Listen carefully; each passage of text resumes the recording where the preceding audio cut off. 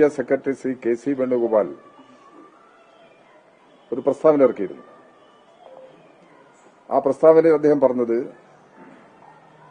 ചേലക്കരയിൽ ഇടതുപക്ഷ ജനാധിപത്യ മുന്നണിയെ തോൽപ്പിക്കണം. ചേലക്കരയിൽ ഇടതുപക്ഷ ജനാധിപത്യ മുന്നണി തോൽക്കുമ്പോഴേ ജനവിധി സർക്കാരിനെതിരാണ് എന്ന് ഉറപ്പിക്കാൻ കഴിയുള്ളൂ. ഇത് കോൺഗ്രസിന്റെ നേതാവ് പറഞ്ഞൊരു അഭിപ്രായമാണ്. കേരളത്തിലെ ഉണ്ടായ ജനവിധി ആകെ പരിശോധിച്ചു കഴിഞ്ഞാൽ ഇടതുപക്ഷ ജനാധിപത്യ മുന്നണി ഗവൺമെന്റിന് അനുകൂലമായ പ്രതികരണം തന്നെയാണ് ജനങ്ങളിൽ നിന്നുണ്ടായിട്ടുള്ളത്. ഈ തെരഞ്ഞെടുപ്പിലെ വിജയത്തിന്റെ നില പരിശോധിക്കുമ്പോൾ കേരളത്തിലെ ജനങ്ങളുടെ ഭാവി ജീവിതത്തിന് സഹായകരമല്ലാത്ത ഒരു രാഷ്ട്രീയ നിലയെ എല്ലാവരും പരിഗണിക്കേണ്ടതുണ്ട്. അത് വർഗീയ ശക്തികളുമായിട്ടുള്ള കൂട്ടുകെട്ടാണ്. ന്യൂനപക്ഷ വർഗീയതയും ഭൂരിപക്ഷ വർഗീയതയും രണ്ടും നമ്മുടെ നാടിന് ആപത്താണ്. രണ്ട് വർഗീയതയും ഉയർത്തുന്നത് മതരാഷ്ട്രവാദമാണ്. ഇത് ഇന്ത്യയുടെ മതനിരപേക്ഷ നിലപാടിന് ഒരിക്കലും സഹായകരമാകുന്നതല്ല. പാലക്കാട്ടെ തെരഞ്ഞെടുപ്പ് വിജയത്തിൽ ആദ്യം പ്രതികരിച്ചത് ആഹ്ലാദ പ്രകടനവുമായി രംഗത്ത് വന്നത് SDP ആണ്. SDP-യും ജമാഅത്തെ ഇസ്ലാമിയും കഴിഞ്ഞ പാർലമെന്റ് തെരഞ്ഞെടുപ്പിലും ഇപ്പോഴത്തെ തെരഞ്ഞെടുപ്പിലും UDF-നോടൊപ്പം സജീവമായി അണിനിരന്നിട്ടുണ്ട്. ഈ രണ്ട് പാർട്ടികളെയും UDF-നോടൊപ്പം സജീവമാക്കുന്നതിൽ ഇന്ത്യൻ യൂണിയൻ മുസ്ലിം ലീഗ് വഹിച്ച പങ്ക് വളരെ വലുതാണ്.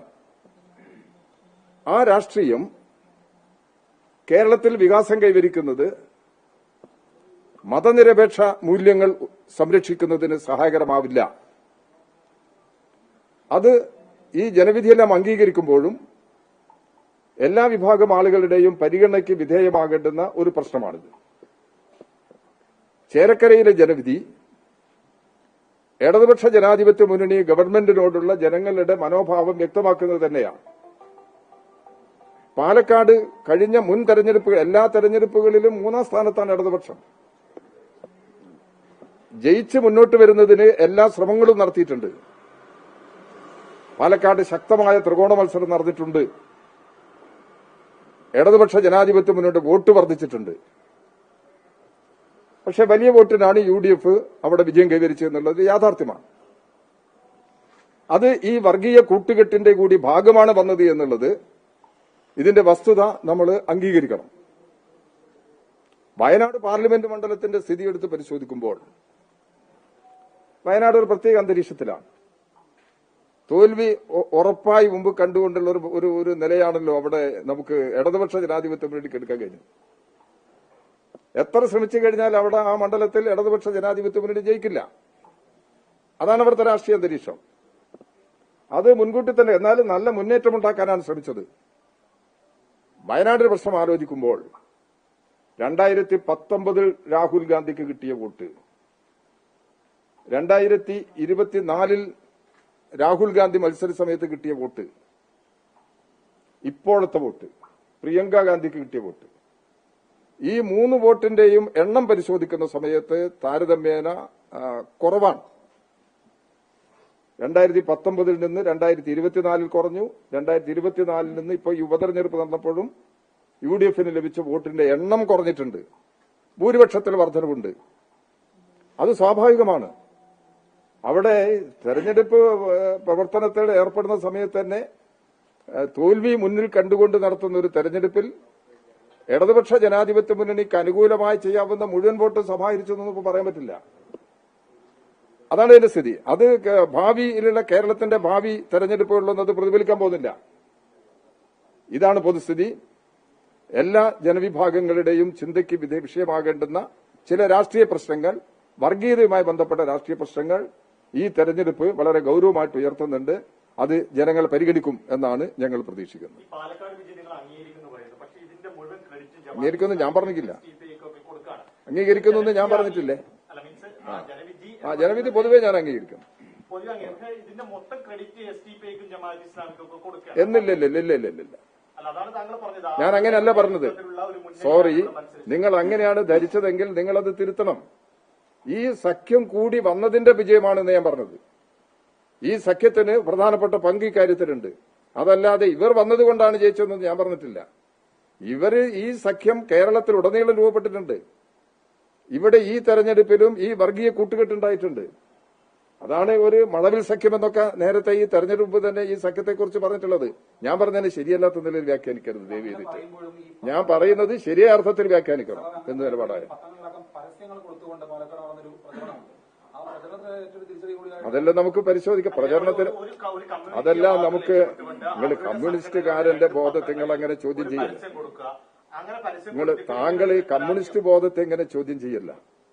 അത് ഞങ്ങൾക്ക് വിട്. ഞങ്ങളെല്ലാം കമ്മ്യൂണിസ്റ്റ് ബോധമുള്ളവരാണല്ലോ. ഞങ്ങളെല്ലാം വിമർശനം അതുകൊണ്ടാണല്ലോ കേൾക്കുന്നത്. പാർട്ടിയെ വിമർശിക്കാൻ പാടില്ല എന്ന് ഞങ്ങൾ പറഞ്ഞിട്ടില്ലല്ലോ. പാർട്ടിയെയോ പാർട്ടി നേതൃത്വത്തെയോ വിമർശിക്കാൻ പാടില്ല ഞങ്ങൾ പറഞ്ഞില്ലോ. വിമർശനം വേണമെന്നല്ലേ ഞങ്ങൾ പറഞ്ഞത്. ആ വിമർശനത്തിന്റെ അടിസ്ഥാനത്തിൽ പരിശോധിക്കേണ്ട കാര്യങ്ങളെല്ലാം പരിശോധിക്കുകയും ചെയ്യും. അതാണ് ആ കാര്യത്തിലുള്ളത്. അപ്പൊ അതുകൊണ്ട് ഈ പത്രത്തിന്റെ പരസ്യത്തിന്റെ പ്രശ്നം എല്ലാ പത്രങ്ങൾക്കും പരസ്യം കൊടുത്തിട്ടുണ്ട്. പരസ്യത്തിന്റേത് ഇല്ലല്ല, അതും രണ്ട് പത്രത്തിന് മാത്രമല്ല പരസ്യം കൊടുത്തത്, പല പത്രങ്ങൾക്കും പരസ്യം കൊടുത്തിട്ടുണ്ട്. എല്ലാ തെരഞ്ഞെടുപ്പുകളിലും പരസ്യം കൊടുക്കാറുണ്ട്.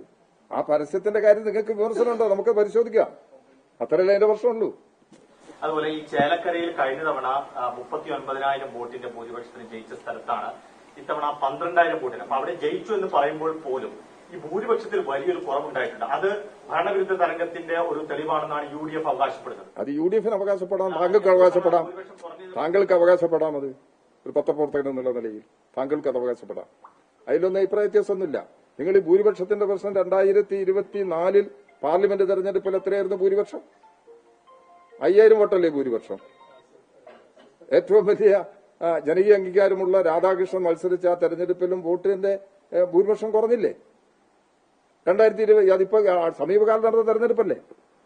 അതിനേക്കാൾ ഭൂരിപക്ഷം വർദ്ധിപ്പിച്ചല്ലോ.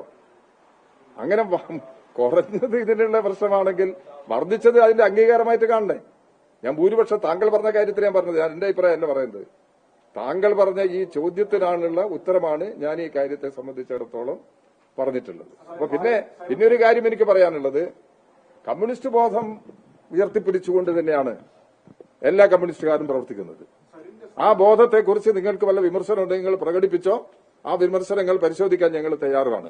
പക്ഷേ ആ കമ്മ്യൂണിസ്റ്റ് ബോധത്തെ ചോദ്യം ചെയ്യുന്ന നിലപാട് സ്വീകരിക്കാം, വിമർശിക്കാം. സരിന്റെ സ്ഥാനാർത്ഥിത്വവുമായി ബന്ധപ്പെട്ടുള്ള വിമർശനങ്ങൾ, കാരണം അദ്ദേഹം പൊതുമണ്ഡലത്തിൽ നിറഞ്ഞു നിന്നു. അതൊരു നേതാവല്ല, പൊടുന്നനെ വരുന്ന സോഷ്യൽ മീഡിയയിൽ ആക്റ്റീവ് ആയിരുന്ന ഒരാൾ പൊടുന്നനെ വരുന്നു, അദ്ദേഹത്തെ പാർട്ടിക്ക് സ്ഥാനാർത്ഥിയാക്കുന്നു. ഇതെല്ലാം തിരിച്ചടിയായിരുന്നു. സരിന്റെ സ്ഥാനാർത്ഥിത്വം തിരിച്ചടി അല്ല എന്ന് മാത്രമല്ല, സരിൻ ഇടതുപക്ഷ ജനാധിപത്യ മുന്നണിക്ക് വലിയ മുതൽക്കൂട്ടായിട്ട് മാറുകയാണ്. വരാൻ പോകുന്ന ഭാവി കേരളത്തിന്റെ രാഷ്ട്രീയ പ്രവർത്തനങ്ങളുടെ മുൻപന്തിയിൽ സരിനുണ്ടാകും.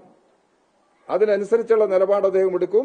കേരള രാഷ്ട്രീയത്തിൽ ഇടതുപക്ഷ ജനാധിപത്യ മുന്നണി കൈകാര്യം ചെയ്യുന്ന രാഷ്ട്രീയ നിലപാട് പ്രാവർത്തികമാക്കുന്നതിന് വേണ്ടിയുള്ള പരിശ്രമങ്ങളിൽ സരിൻ മുൻപന്തിയിലുണ്ടാകും എന്ന് തന്നെയാണ് പ്രതീക്ഷിക്കുന്നത്. കേരള രാഷ്ട്രീയത്തിൽ ജനങ്ങൾക്ക് അനുകൂലമായ സാഹചര്യം ഉയർത്തിക്കൊണ്ടുവരുന്നതിന് നിശ്ചയമായിട്ടും സരിനെ ഇടതുപക്ഷ ജനാധിപത്യ മുന്നണി ഉപയോഗിക്കും. സരിൻ സ്ഥാനാർത്ഥിയെ വന്നതിന് ശേഷം സരിന്റെ വോട്ട് വർദ്ധിച്ചിട്ട്, ഇടതുപക്ഷ ജനാധിപത്യത്തിന്റെ വോട്ട് വർദ്ധിച്ചിട്ടുണ്ട് അവിടെ പാലക്കാട് മണ്ഡലത്തിൽ. ഇതാണ് നില. അതുകൊണ്ട് അതിന് മറ്റൊരു വ്യാഖ്യാനം ഉണ്ടാകേണ്ടതില്ല. സരിന്റെ സ്ഥാനാർത്ഥിത്വത്തിൽ ഞങ്ങൾക്കൊരു പശുവും ഈ കാര്യത്തിൽ പറ്റിയിട്ടില്ല എന്ന് തന്നെയാണ് ഇടതുപക്ഷ ജനാധിപത്യത്തിന്റെ അഭിപ്രായം. നിങ്ങൾ എന്നെ ചോദിക്കല്ല, ബാക്കിയെല്ലാം കൂടി ചോദിക്കട്ടെ. എല്ലാരും കൂടി നിങ്ങളെ ഏൽപ്പിച്ചിട്ടുണ്ടെങ്കിൽ പ്രശ്നമൊന്നുമില്ല കേട്ടോ. ബാക്കിയുള്ള പത്രക്കാരൊക്കെ ഉണ്ടല്ലോ. എവിടെ? പാലക്കാട് ഇടതുപക്ഷ ജനാധിപത്യ മുന്നണിയുടെ വോട്ട് മുൻ തെരഞ്ഞെടുപ്പുകളിൽ കിട്ടിയിട്ടുള്ള വോട്ട് വർദ്ധിച്ചിട്ടുണ്ട്. അതൊരു യാഥാർത്ഥ്യമാണല്ലോ. അത് നിങ്ങൾ അംഗീകരിക്കുന്നുണ്ടോ? കുറഞ്ഞിട്ടുണ്ട്. അപ്പൊ ഒരു പക്ഷേ ഒരു ചിഹ്നമുള്ള ഒരു LDFന്റെ ഒരു ആ പാർട്ടിയിൽ നിന്ന് തന്നെയുള്ള അല്ലെങ്കിൽ CPM-ൽ നിന്ന് തന്നെയുള്ള ഒരു നേതാവ് മത്സരിച്ചത് ഒരു പക്ഷേ 2ാം സ്ഥാനത്ത് എത്താമായിരുന്നില്ലേ? അങ്ങനെയൊക്കെ ഓരോ വിമർശനം ഉന്നയിക്കും. നമുക്ക് വിമർശിക്കാം, ഭാവി രാഷ്ട്രീയത്തിന്റെ ഭാഗമായി പരിശോധിക്കാം. ഞങ്ങൾ എടുത്തിട്ടുള്ള ഈ രാഷ്ട്രീയത്തിൽ ഈ തെരഞ്ഞെടുപ്പിൽ എടുത്തിട്ടുള്ള ഞങ്ങളുടെ സമീപനത്തിൽ ഞങ്ങൾ അടവുപരമായി എടുത്തിട്ടുള്ള നിലപാടിൽ എന്തെങ്കിലും മാറ്റമുണ്ടോ, എന്തെങ്കിലും പശകുണ്ടോ, അതൊക്കെ നിങ്ങൾ വിമർശിച്ചോ. അതെന്തെങ്കിലും ഞങ്ങളെടുത്ത നിലപാടിൽ എന്തെങ്കിലും വ്യത്യാസമുണ്ടോ എന്നുള്ളത് നമുക്ക് പരിശോധിക്കാം. പക്ഷേ പാലക്കാടിന്റെ അന്തരീക്ഷത്തിൽ സരിൻ തന്നെയായിരുന്നു ഉചിതമായ സ്ഥാനാർത്ഥി എന്നുള്ളത് തന്നെയാണ് ഇടതുപക്ഷങ്ങളുടെ അഭിപ്രായം, CPIന്റെ അഭിപ്രായം അത് തന്നെയാണ്. അതുകൊണ്ട് മറിച്ചൊരു നിലപാട് അക്കാര്യത്തിൽ സ്വീകരിക്കേണ്ടുന്ന പ്രശ്നം ഇടതുപക്ഷ ജനാധിപത്യ മുന്നണിയെ സംബന്ധിച്ചിടത്തോളമോ CPIനെ സംബന്ധിച്ചിടത്തോളമോ ഉയർന്നു വരുന്നില്ല. സരിൻ ശരിയായ സ്ഥാനാർത്ഥി തന്നെയായിരുന്നു എന്നുള്ളതാണ് ഞങ്ങളുടെ നിലപാട്. തെരഞ്ഞെടുപ്പിന്റെ ഫലത്തിന് ശേഷവും ഞങ്ങളുടെ നിലപാട് തന്നെയാണ്. ലോക്സഭാ തെരഞ്ഞെടുപ്പിൽ BJP സീറ്റ് കിട്ടി. അതിനുശേഷം ഒരു നിയമസഭാ തെരഞ്ഞെടുപ്പ് ഉപതെരഞ്ഞെടുപ്പ് നടക്കുമ്പോൾ വർഗീയതയ്ക്കെതിരെ കേരളത്തിലെ ജനങ്ങൾ മാറി ചിന്തിച്ചു. അപ്പോൾ BJP ഒരു തരത്തിലും പ്രതീക്ഷിച്ചൊരു മേൽക്കൈ ഉണ്ടാക്കാൻ അവർക്ക് കഴിഞ്ഞില്ല. അതിനെ എങ്ങനെയാണ് അല്ല, BJPന്റെ പരാജയത്തിന് സന്തോഷം തന്നെയുള്ളത്. BJPയുടെ പരാജയം BJP ഒരു തരത്തിലും ഉയർന്നവരുടെ ഇവിടെ നേമം മണ്ഡലത്തിൽ BJP എങ്ങനെയാ ജയിച്ചത്? UDFന്റെ സഹായത്തോടുകൂടിയല്ലേ അന്ന് BJP സ്ഥാനാർത്ഥി ജയിച്ചത്. ആ സ്ഥാനാർത്ഥിയെ പിന്നെ ഇവിടെ ഈ സ്ഥാനത്ത് നിന്ന് ഒഴിവാക്കിയത് ഇടതുപക്ഷ ജനാധിപത്യ മുന്നണിയുടെ മുൻകൈയല്ലേ, തിരുവനന്തപുരത്തുണ്ടായ രാഷ്ട്രീയ നിലപാടല്ലേ അത്. അപ്പോ ഈ BJP രാഷ്ട്രീയത്തിനെതിരായിട്ടുള്ള ശക്തമായ നിലപാട് എല്ലാ കാലത്തും ഞങ്ങൾ ഉയർത്തിപ്പിടിച്ചിട്ടുണ്ട്. ആ നിലപാടുമായി തന്നെയായിട്ട് ഞങ്ങൾ മുന്നോട്ട് പോകും. അതിനെ ദുർബലപ്പെടുത്തുന്ന ചില വർഗീയ നിലപാടുകൾ UDFുമായി ബന്ധപ്പെട്ട് ഉയർന്നു വരുന്നു എന്നുള്ളതാണ് ഞങ്ങൾ വിമർശിക്കുന്ന ഒരു പ്രശ്നം. ആ വിമർശനം ഭാവിയിലും ഞങ്ങൾ ഉയർത്തും. എന്നിട്ട് ഒരു ശരിയായ നിലപാടിലേക്ക് എത്തിക്കുന്നതിന് വേണ്ടിയുള്ള പരിശ്രമങ്ങൾ ഞങ്ങൾ നടത്തും. കേട്ടുകേൾക്കോട്ടെ, നമുക്ക് അതിന്റെ അതൊക്കെ നിയമപരമായി പരിശോധിക്കട്ടെ എന്ന്. അങ്ങനെ സംഭവിച്ചിട്ടുണ്ട് നിങ്ങൾക്ക് ഉറപ്പാണോ? അല്ല, അതൊക്കെ പരിശോധിക്കട്ടെ. നിയമപരമായ പരിശോധനയൊക്കെ നടക്കുന്നുണ്ടല്ലോ. നിയമപരമായി നടത്തുന്ന പരിശോധനയിൽ വരുന്ന വിഷയങ്ങൾ നമുക്ക് അംഗീകരിക്കാം. അങ്ങനെ ആ പ്രശ്നം എടുത്താൽ മതി. ഈ പാലക്കാട് BJPയുടെ വോട്ട് മറിഞ്ഞിട്ടുണ്ട് എന്നുള്ളൊരു നിഗമനമുണ്ടോ? അത് പരിശോധിക്കണം. അത് നിങ്ങൾ മാധ്യമ പ്രവർത്തകരായ നിങ്ങൾ തന്നെ പരിശോധിക്കണം. BJPന്റെ വോട്ട് BJPന്റെ പഴയ വോട്ട് നിലനിർത്താൻ കഴിഞ്ഞിട്ടില്ല. അതെങ്ങനെ ഇതിൽ മാറ്റം വന്നു എന്നുള്ളത് പരിശോധിക്കണം. കേരള രാഷ്ട്രീയത്തിൽ മുമ്പ് തന്നെ ഈ രണ്ട് വർഗീയതയും ഉപയോഗിക്കുന്ന നിലപാട് ആരോപണമായിട്ട് ഉയർന്നു വന്നിട്ടുള്ളതാണ്. ആ അനുഭവത്തിന്റെ എല്ലാം അടിസ്ഥാനത്തിൽ ഇപ്പൊ ഈ പാലക്കാട്ടുണ്ടായ തെരഞ്ഞെടുപ്പ് ഫലവും ഈ അനുഭവത്തിന്റെ അടിസ്ഥാനത്തിൽ പരിശോധിക്കണം. BJPയുടെ വോട്ട് മറിക്കുന്നതിന് വേണ്ടിയുള്ള എന്തെങ്കിലും നീക്കങ്ങൾ, അതൊക്കെയാണ് ഇതിന്റെ അകത്തുള്ള അന്തർധാര എന്നൊക്കെ പറയുന്നതാണ്. അപ്പൊ അതെന്തെങ്കിലും സംഭവിച്ചിട്ടുണ്ടോ എന്നുള്ളത് പരിശോധിക്കേണ്ട വിഷയമാണ്. അത് പരിശോധിക്കട്ടെ. ഞങ്ങളല്ല, CPM അങ്ങനെ ഒരു ആരോപണം ഉന്നയിക്കുന്നില്ല. ഇടതുപക്ഷ ജനാധിപത്യ മുന്നണിയും അങ്ങനെ ഒരു ആരോപണം ഉന്നയിക്കുന്നില്ല. വരുന്ന പ്രശ്നങ്ങളെ കുറിച്ച് നിങ്ങൾ പരിശോധിച്ച് വേണമെങ്കിൽ. ജില്ലാ നേതൃത്വം ഉൾപ്പെടെ ഇപ്പോൾ ഈ ഒരു കാര്യം പറഞ്ഞിട്ടുണ്ട്, BJP വോട്ട് UDFന് മറിച്ചു എന്നുള്ളത്. യഥാർത്ഥത്തിൽ BJPയുടെ വോട്ട് വന്നത് സന്തോഷിക്കല്ലേ വേണ്ടത്? അതിപ്പോ ആർക്കും അറിഞ്ഞാലും അതിലൊരു പോസിറ്റീവായിട്ടല്ലേ കാണുന്നത്? അല്ല, അത് എന്താണ് പരാമർശം എന്നുള്ളത് ഞാൻ കേട്ടിട്ടില്ല. CPMന്റെ പാലക്കാട് ജില്ലാ നേതൃത്വം ഈ പ്രശ്നത്തിൽ എന്തെങ്കിലും പ്രതികരണം പറഞ്ഞതായിട്ട് എന്റെ ശ്രദ്ധയിൽപ്പെട്ടിട്ടില്ല. അത് ഞാൻ നേരിട്ട് കേൾക്കാത്തത് കൊണ്ട് താങ്കളുടെ ഈ ചോദ്യത്തിന് അങ്ങനെ മറുപടി പറയാൻ എനിക്ക് കഴിയില്ല. ഭരണത്തിന് വിലയിരുത്തലിന് അനുകൂലമാണല്ലോ ഈ വിധി.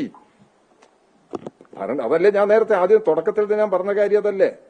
കോൺഗ്രസിന്റെ നേതൃത്വം പറഞ്ഞിരിക്കുന്നത് AICC സെക്രട്ടറിയാണ്, ജനറൽ സെക്രട്ടറിയാണ് ശ്രീ KC വേണുഗോപാൽ. അദ്ദേഹം ഈ തെരഞ്ഞെടുപ്പിന്റെ ആദ്യഘട്ടത്തിലെ പറഞ്ഞു, ചേലക്കര മണ്ഡലം തോൽക്കണം ഇടതുപക്ഷ ജനാധിപത്യ മുന്നണി.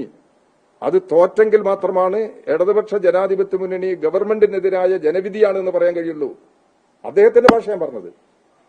അതിപ്പോ ബോധ്യമില്ലേ? ചേലക്കരയുടെ വിജയത്തോടുകൂടി ഇടതുപക്ഷ ജനാധിപത്യ മുന്നണിക്ക് അനുകൂലമാണ് ജനങ്ങൾ എന്ന നിലപാട് സ്ഥിരീകരിക്കപ്പെട്ടല്ലോ. കോൺഗ്രസിന്റെ അഭിപ്രായത്തിൽ തന്നെ. എന്താ സംശയം? ഞങ്ങൾക്ക് സംശയമില്ല. പക്ഷെ ഈ അവരുടെ വിജയത്തിന്റെ ഒരു കാര്യം നിങ്ങൾ ശ്രദ്ധിക്കണ്ടേ. കേരളത്തിൽ UDF ഉയർത്തുന്ന രാഷ്ട്രീയ നിലപാടുകൾ, പ്രതിപക്ഷ നേതാവ് ഉയർത്തുന്ന കാര്യങ്ങൾ, BJP ഉയർത്തുന്ന പ്രശ്നങ്ങൾ, അതിന് കേരളത്തിലെ മാധ്യമ സമൂഹം എത്രത്തോളം പ്രചരണം കൊടുക്കുന്നുണ്ട്? ഈ പ്രചരണം രണ്ടാം പിണറായി ഗവൺമെന്റ് കേരളത്തിൽ അധികാരത്തിൽ വന്നത് മുതൽ മാധ്യമങ്ങളുടെ ഈ സംഘടിതമായ പ്രചാരവേല നടക്കുകയാണ്. അത് സ്വാഭാവികമായിട്ടും ജനങ്ങൾ സ്വാധീനം ചെലുത്തുമല്ലോ. അങ്ങനെയുള്ള ഒരു പിന്തുണയും ഇടതുപക്ഷ ജനാധിപത്യ മുന്നണിക്ക് അനുകൂലമായിട്ട് ഈ തെരഞ്ഞെടുപ്പിൽ വന്നിട്ടില്ലല്ലോ. അതുകൊണ്ട് ഈ സാഹചര്യം അതുകൊണ്ട് തോൽക്കുമെന്നല്ല ഞാൻ പറയുന്നത്. അതുകൊണ്ട് അതാണ് എല്ലാത്തിനെയും തോൽവി വിജയത്തെയൊക്കെ ആശ്രയിക്കുന്നല്ല ഞാൻ പറയുന്നത്. പക്ഷെ അത് അത്തരമൊരു നീക്കവും കേരള രാഷ്ട്രീയത്തിൽ ഉണ്ടായിട്ടുണ്ട്. അതിനെല്ലാം അതിജീവിച്ചല്ലേ ഇടതുപക്ഷ ജനാധിപത്യ മുന്നണി മുമ്പോട്ട് പോകുന്നത്. ഭാവിയിലും അത്തരം പ്രശ്നങ്ങൾ പ്രതീക്ഷിക്കുന്നുണ്ട്. നമുക്ക് നല്ല സഹകരണത്തോടു കൂടി തന്നെ അങ്ങോട്ട് മുമ്പോട്ട് പോകാം.